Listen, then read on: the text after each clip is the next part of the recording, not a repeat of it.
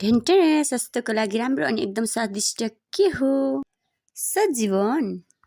Hello नमस्कार शुभाहरू स्वागत छ हजुरहरूलाई मेरो न्यू सर्ट भिडियोमा।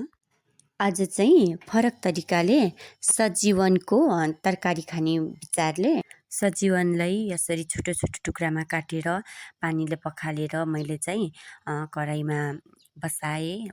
त्यो उम्लेर पाकिन्जेलसम्म चाहिँ मैले यता टमाटर प्याज अनि खुर्सानी अनि मरमसलाहरू सब रेडी बनाएँ। सजीवन निकाल्ने बेला भएको छ अनि त्यसपछि अब मैले निकालेर सजीवनलाई यसरी काटेर भित्रको गुदी चम्ची या हातैले अनि चक्कुले पनि निकाल्नु मिल्छ है। यसको चाहिँ बाहिरको बोक्रो कडा अलिक चिपेर कडा सारो भएकोले मैले चाहिँ गुदी मात्रै तरकारी बनाउनु लागेको। यसले चाहिँ अरू तरिकाले पनि बनाउँछ तर मैले चाहिँ आज चाहिँ अलिक एक्स्ट्रा तरिकाले पकाएको। अनि हाम्रोतिर चाहिँ यसलाई सजीवन भनिन्छ, तपाईहरुकोतिर चाहिँ के भनिन्छ कमेन्ट गर्नुहोला।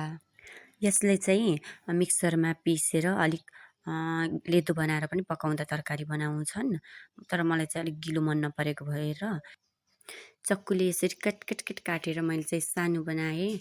हजुरहरूलाई चाहिँ सजीवनको तरकारी कतिको मनपर्छ कमेन्ट गर्नुहोला। यसरी सबै तयार भएपछि चाहिँ मैले कराईमा जुन अघिको मैले काटेकोहरू मरमसलाहरूलाई यसरी हालेर आफ्नो स्वाद अनुसार पकाउनु पर्ने हुन्छ। मैले चाहिँ पकाएर रेडी बनाएर प्लेटमा पनि सारे एकदम मिठो भएको थियो। त्यसपछि मैले खानासँग खायौँ हामीले। अन्तिमसम्म मेरो छोटो भिडियोलाई हेरेर साथ दिनुभएकोमा यहाँहरू सबैलाई धेरै धेरै धन्यवाद।